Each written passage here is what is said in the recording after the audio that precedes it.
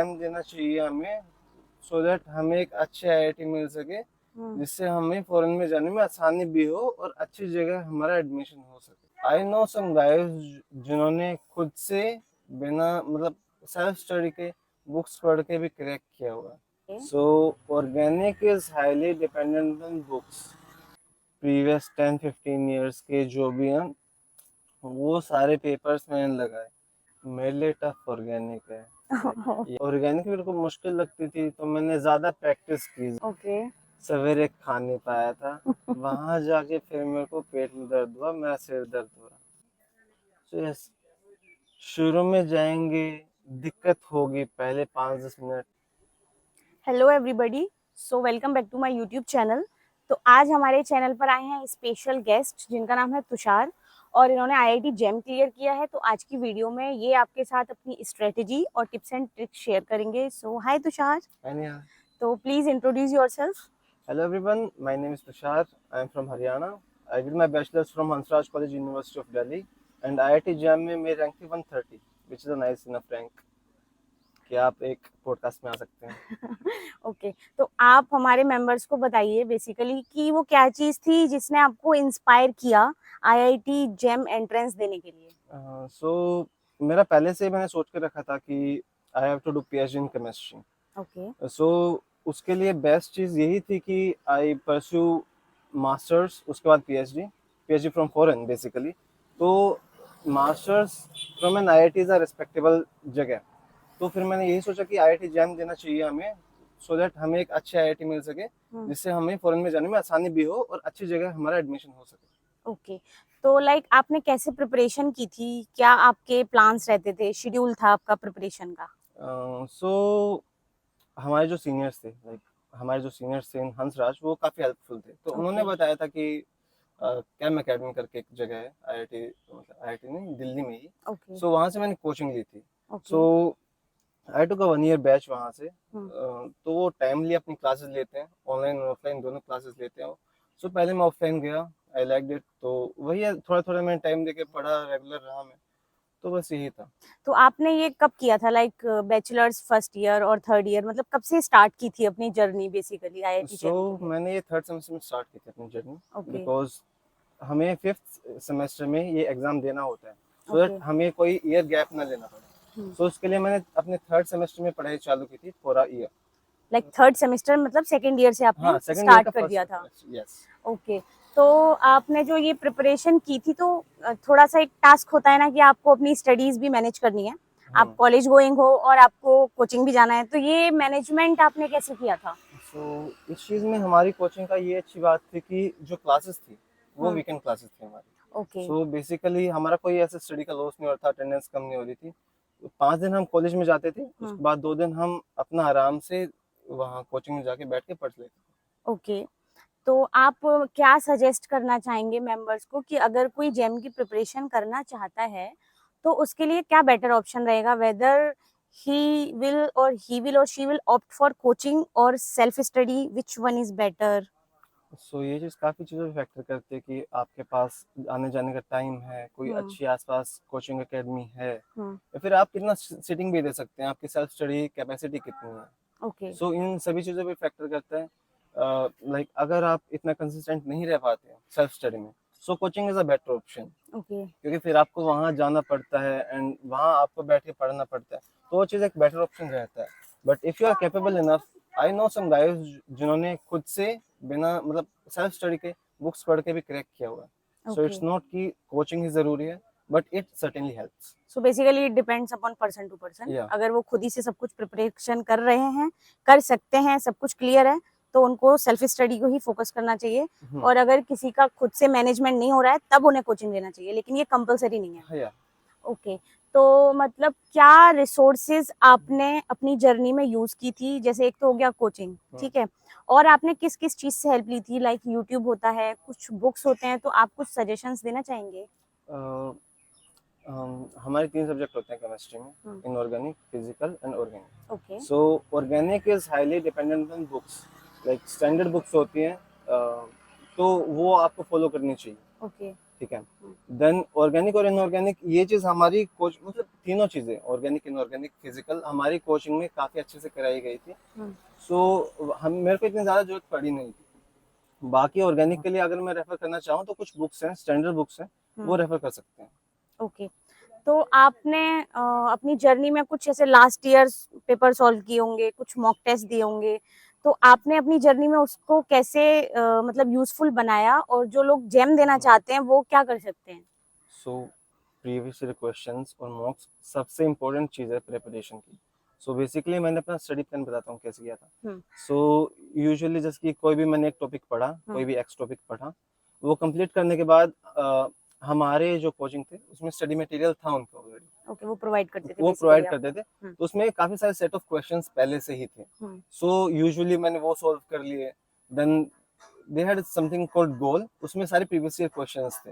गोल मतलब कोई module no था या या? It's was a module. Okay. तो उसमें सारे topic wise previous year questions थे, तो वो क्वेश्चंस लगा लिए। ओके। सो ये हर एक सब्जेक्ट के लिए किया अलोंग विद शॉर्ट नोट्स, और बाद में साथ साथ में रिवीजन करते हुए। एंड लास्ट में 1 महीने या फिर 2 महीने पहले सारे के सारे पेपर्स जो भी लाइक प्रीवियस 10-15 ईयर्स के जो भी हैं, वो सारे पेपर्स मैंने लगाए।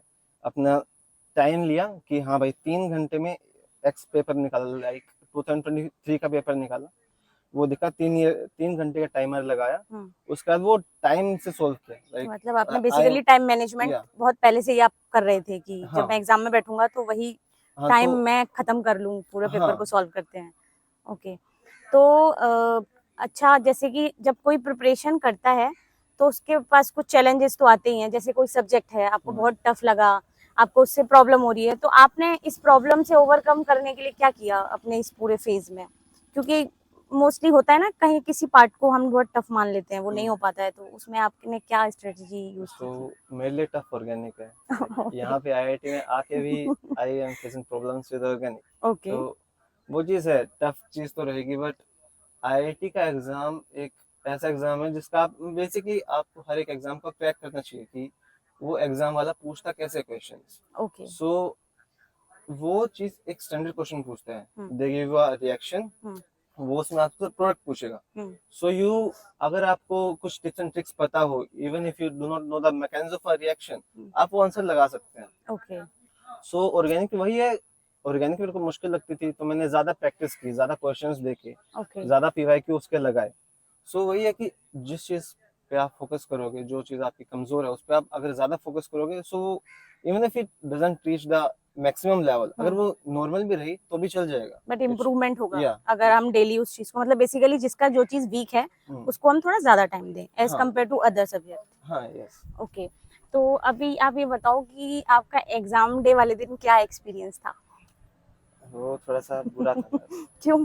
क्योंकि मैं कभी ब्रेकफास्ट मिस नहीं करता। ठीक ओके। है, उस दिन मैंने खा के नहीं गया था because I was so anxious. मैं उससे एक रात पहले सो नहीं पाया था, ओके। सवेरे खा नहीं पाया था। वहां जाके फिर मेरे को पेट में दर्द हुआ, मेरा सिर दर्द हो रहा। ओह। वहाँ सेंटर पे फिर मैंने टीचर्स को बताई ये बात, एंड फिर दे वर हेल्पफुल, उन्होंने थोड़ा बहुत फ्रूट्स वगैरह मंगा दिए।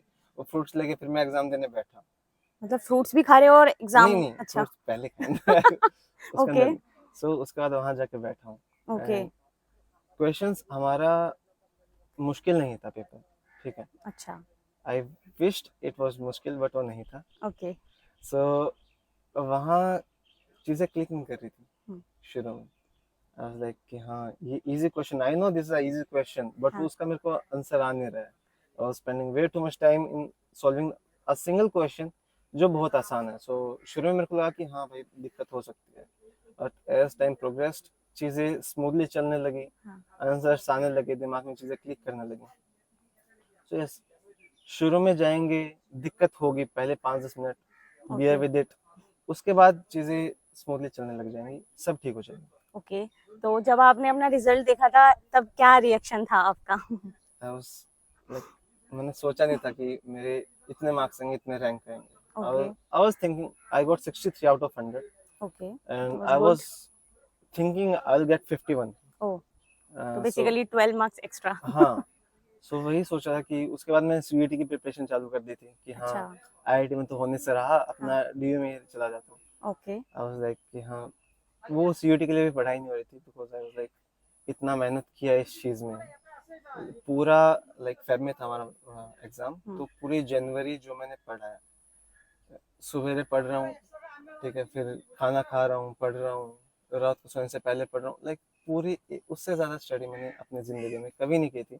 एंड उसके Okay. बाद वो जब मुक्का लगा था कि हाँ you will get just 51 in an easy exam, तो नहीं हो रहा, so it was devastating, Okay. But then result आया, 63 marks, AIR 130, I was like blown away. Then तो कैसा फील कर रहे थे आप? ये मतलब ये तो एक्सपेक्टेशन से थोड़ा ज्यादा हो गया ना, बहुत ज्यादा हो गया एक्सपेक्टेशन, इट तो वाज कैसा सो, फील कर रहे थे आप? मजे आ गए थे उस टाइम पे, तो आई वाज सो हैप्पी। घर पे कॉल आया कि ऐसे वैसे, भी दोस्त से बात की कि ऐसे ऐसे ऐसे, मतलब काफी मजेदार था वो, बिकॉज मेरे दोस्तों में कुछ दोस्त थे जिनकी अच्छी रैंक पे आई थी। I was guy, I have a friend who is in Okay. IIT Bombay, Okay. सो ऐसी भी चीजें थी कि फ्रेंड है जो अच्छा स्कोर कर रहे हैं, हाँ.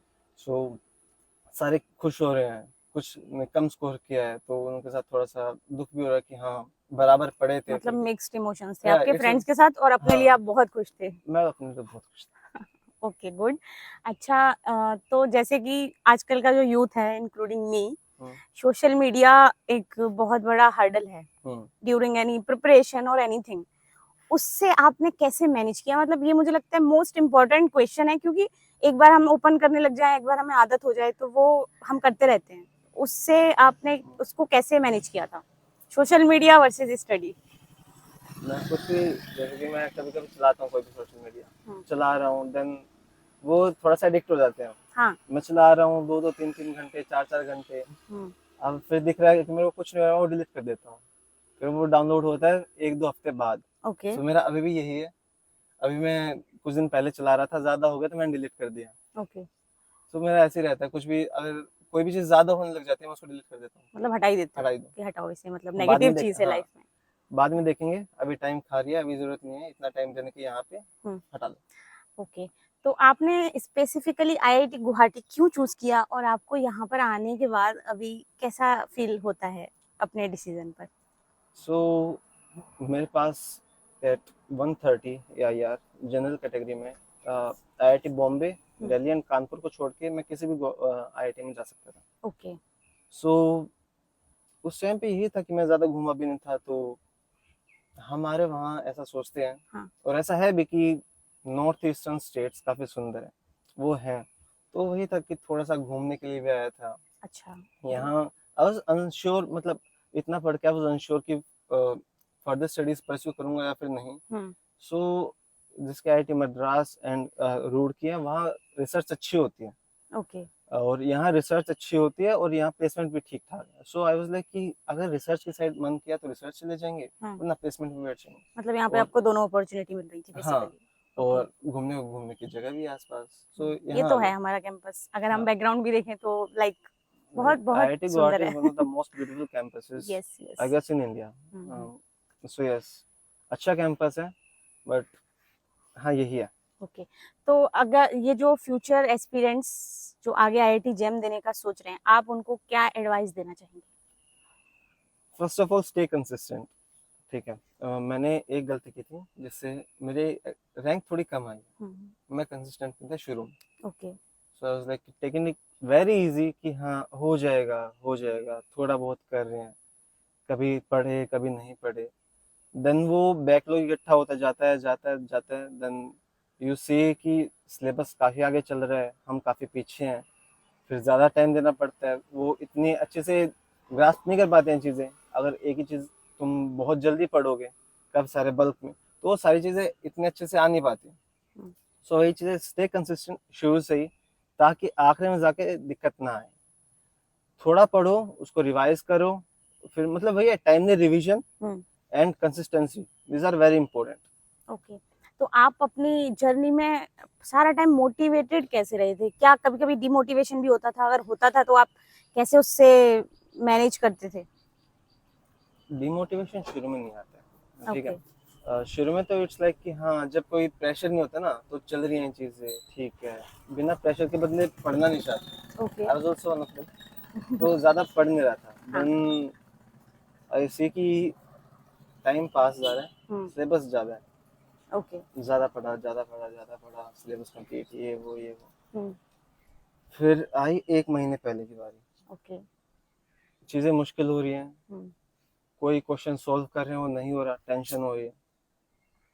ठीक है, सॉल्व हो रहे हैं, ठीक है, नहीं हो रहा, टेंशन हो रही है। ठीक है, पीवाई क्यों नहीं लग रहे हैं, देखे हुए क्वेश्चंस भी सॉल्व नहीं कर पा तो रहे आपको दोबारा। स्ट्रेस और प्रेशर भी तो होगा इस वक्त। बहुत हो रहा था, बट आई लाइक स्ट्रेस और प्रेशर है तो भी पढ़ना है, ओके।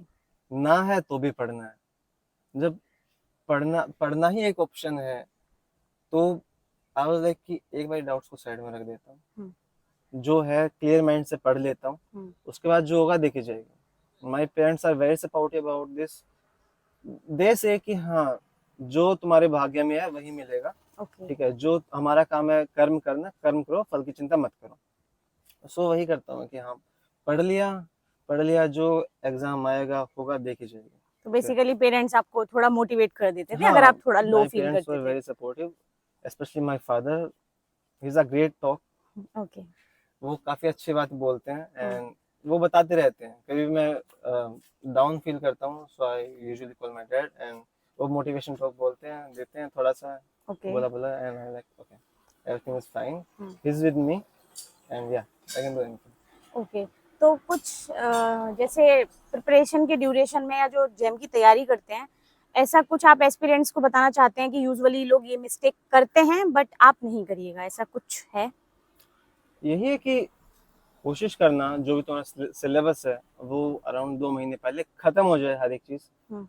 मैंने कुछ माइनर टॉपिक्स छोड़े थे जिनसे 1-2 क्वेश्चंस आए थे, सो इफ आई डिड दोस, अगर मैंने वो पहले कर लिए होते, सो मे बी 1-2 क्वेश्चंस ठीक हो जाते। And in competitive exams 1-2 marks holds so much more value okay. Then your usual university के एग्जाम्स।